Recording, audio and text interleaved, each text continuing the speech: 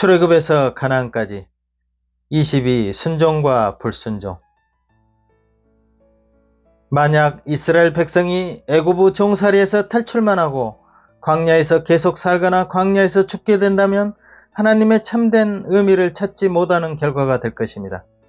한 나그네가 등산하러 올라갔다가 내려오는 길에 길을 잃어 죽는 경우와 하등 다를 바 없습니다.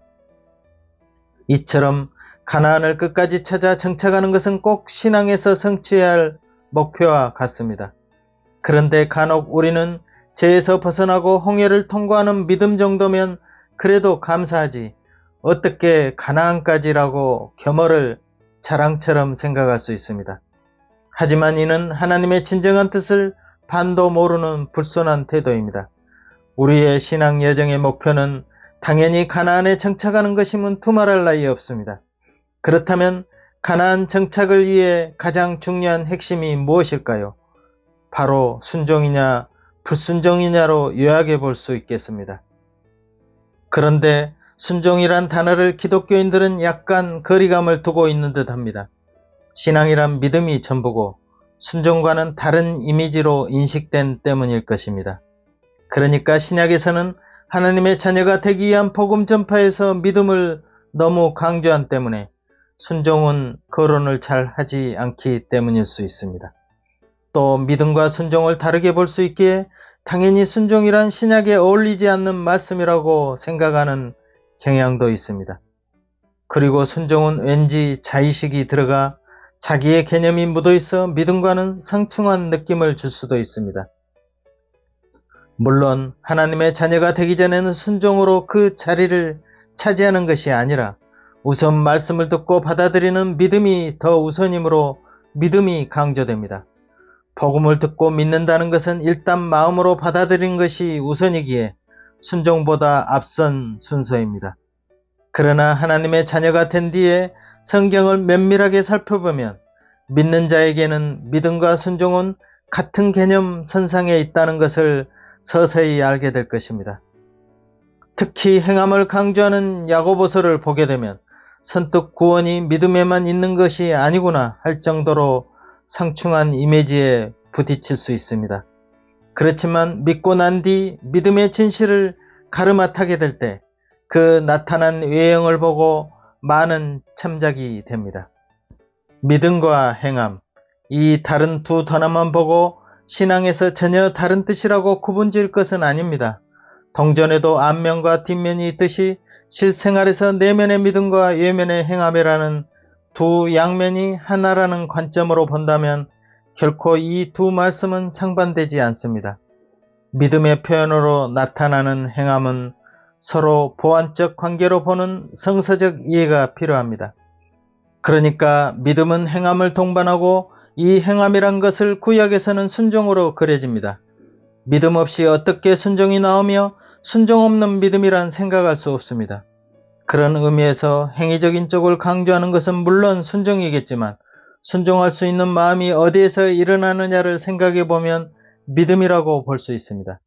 그러므로 믿음이 온 뒤로 자연히 순종이 뒤따르므로 이는 누른 반죽처럼 앞뒤로 도저히 뗄 수 없는 관계인 것입니다.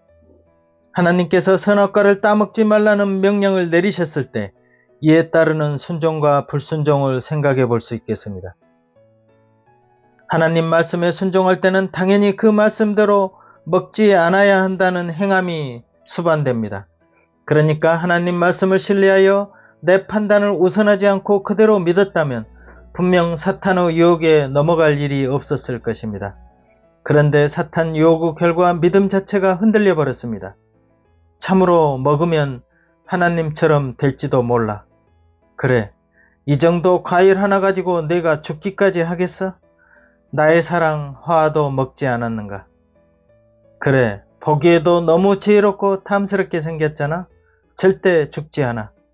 이런 불신의 마음 자체가 믿음을 저버리게 되어 결국 행동으로 선악과를 따먹는 불순종에 이르게 됩니다. 그러므로 말씀을 듣고 믿게 되면 믿음이 우선되어 그 믿음을 바탕으로 그 순종은 외적으로 흘러나오게 됩니다. 이 이치는 믿음과 순종이란 자동차 앞뒤 바퀴처럼 당연히 연관성을 가집니다. 전혀 마음에도 없는데 그에 따른 행동이 나오겠습니까? 산에 올라가야 한다는 마음이 없다면 집을 나설 이유조차도 없을 것입니다. 그러하기에 순종이란 단어는 믿음과 전혀 동떨어진 것으로 인식해서는 안 된다는 것입니다. 이 차이가 왜 중요할까요? 기독교인들은 믿음만 강조하는 신약을 주로 읽고 듣기 때문에 율법적 행함과 순종을 강조한 구약은 크게 중요하지 않다고 등한시하는 경향 때문입니다. 그리고 그런 의식의 바탕에서 믿으면 다 된 것이지 굳이 순종까지 요구하는 것은 너무 율법적이고 비성경적이야 라는 견해를 갖다 보면 믿음 자체가 열매 없이 뿌리채 흔들리는 경우가 허다하기 때문입니다. 그러므로 참된 그리스도인이라면 구약의 순종과 신약의 믿음이 동떨어지지 않는 관계로 보아야 할 것입니다. 이는 구약을 읽을 때 사건이나 나타난 행동이 곧 믿음의 관점으로 보게 되면 우리는 더 큰 은혜를 받게 되며 하나님의 섬세한 인도까지 받게 되는 축복이 될 것입니다. 믿음과 같은 순종의 눈으로 구약을 그려냈으므로 우리는 많은 사건을 통해 우리의 믿음을 점검해 볼 수 있습니다. 율법을 지키지 못하였을 때 내려지는 형벌이라든지 악이 충만할 때 하나님이 내리시는 징벌이나 징계를 통해 내 믿음이 혹 잘못되지는 않았나를 점검해 볼 수 있습니다. 특히 하나님의 자녀된 백성이라면 더군다나 그 믿음이 어떻게 나타났는가를 인물별, 시대별로 느껴볼 수 있을 것입니다. 나도 처음에는 구약 자체를 통틀어 별 무게감을 느끼지 않았기에 흥미롭지도 않았습니다. 그러나 세월이 흘러 여호와의 말씀이 우리 그리스도인들에게 어떻게 적용되는가를 겹쳐 생각해 보았을 때 믿음의 행위들을 그림처럼 보게 되었습니다.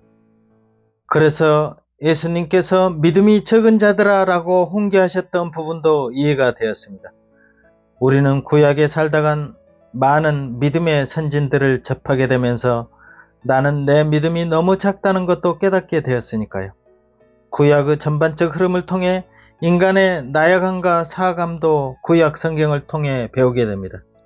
왜냐하면 성경 이야기 전반의 흐름은 처음엔 순종의 길을 잘 걷다가 차츰 원망과 불평에 빠지게 되어 악이 만연하여 결국 불순종의 결과 심판을 받게 됩니다. 그 형벌을 통해 이스라엘은 회개하고 마음을 돌이킵니다. 하나님은 그들을 긍휼히 여겨 용서를 베푸십니다. 그리고 하나님 말씀에 다시 순종하여 평화를 누리다가 차츰 또 자기 생각이 강해지고 원망과 불만을 토로하며 교만을 일삼게 됩니다. 그리하여 하나님께 도전하고 반역하다 또 심하게 심판을 받게 됩니다. 그때야 정신을 차리고 회개하여 또 용서를 구합니다. 하나님의 용서는 또다시 이어집니다. 이런 구약 역사의 계속적 반복을 통해 어쩔 수 없는 죄의 속성을 가진 인간을 읽어낼 수 있습니다. 그리하여 그리스도가 이 세상에 오셔야 할 이유도 자연스럽게 이해하게 됩니다. 순종은 믿는 자녀들에게 요구하는 바입니다. 아직 하나님도 모르고 하나님의 자녀가 되지 않는 자의 순종은 하나님이 원하지도 않을 뿐더러 진정한 순종으로 받아들여질 수 없습니다. 믿음으로 하나님의 자녀가 된 뒤에야 참으로 순종이 요구됩니다. 세상사에도 자기 자녀가 아닌데 어떻게 자기 부모처럼 순종할 수 있겠는가 생각해 보면 이해되실 겁니다.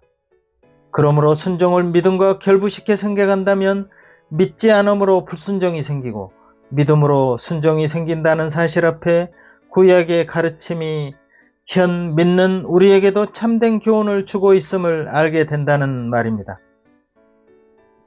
불순종이란 하나님의 말씀을 교만한 마음으로 내가 내 마음대로 해석하여 내 멋대로 행동하기 때문에 발생하는 문제입니다.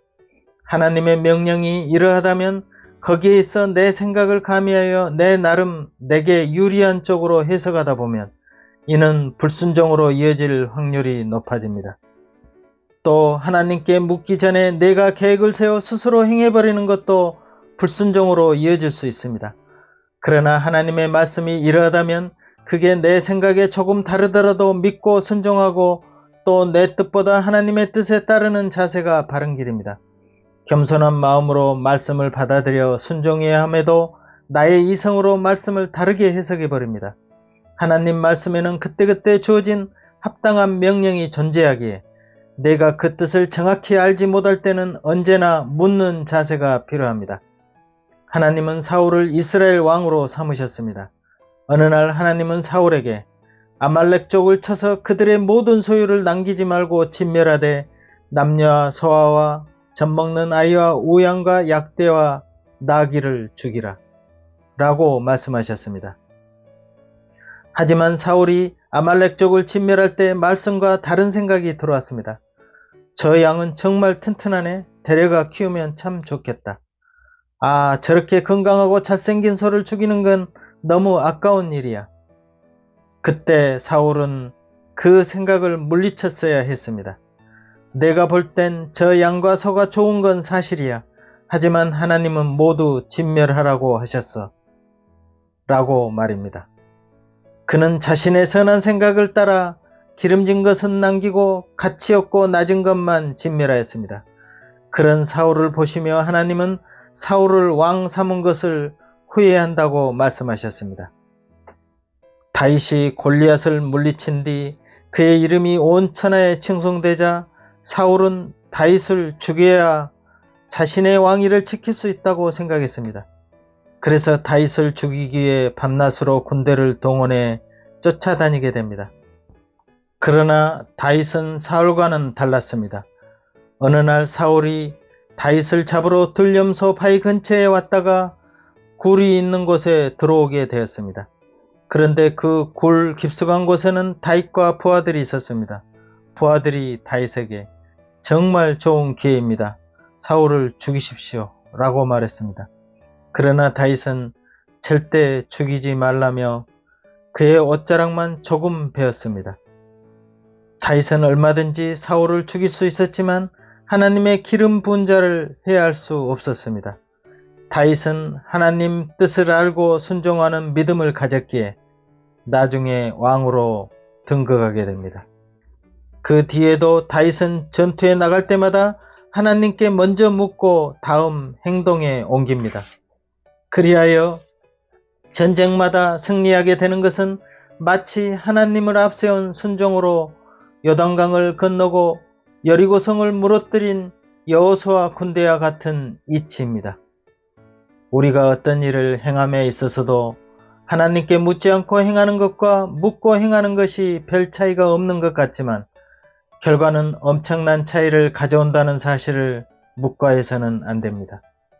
그러니까 먼저 묻고 행하는 것은 내 의사보다 하나님의 뜻을 우선 구하는 것으로 믿고 신뢰하여 따르겠다는 의사이지만 내 생각을 앞세우는 것은 결국 불신과 불신앙으로 이어질 수도 있다는 뜻입니다. 모든 믿는 자에게 주시는 구약의 선진들의 모습은 어떻게 믿음이 실제로 나타났는가에 대한 좋은 예표입니다. 그러므로 히브리서 13장에 나타난 아벨, 에녹, 노아, 아브라함, 이상, 야곱, 모세 등등 수많은 믿음의 수장들이 소개되고 있습니다. 그러므로 믿음으로 모든 세계가 하나님 말씀으로 지어진 줄을 우리가 아나니 라는 히브리서 11장 3절 말씀처럼 믿음이 곧 외적으로 나타나는 것이듯 믿음이 순종으로 나타난다는 사실을 직감해야 합니다. 우리는 이런 열린 마음이 될 때 여호수아서를 읽어 내려가는데 순종의 중요성이 바로 나에게도 깊은 울림을 줄 것입니다. 아멘. 박 작가의 하늘가락지에서는 출애굽에서 가나안까지를 주제로 계속 이어가겠습니다. 감사합니다.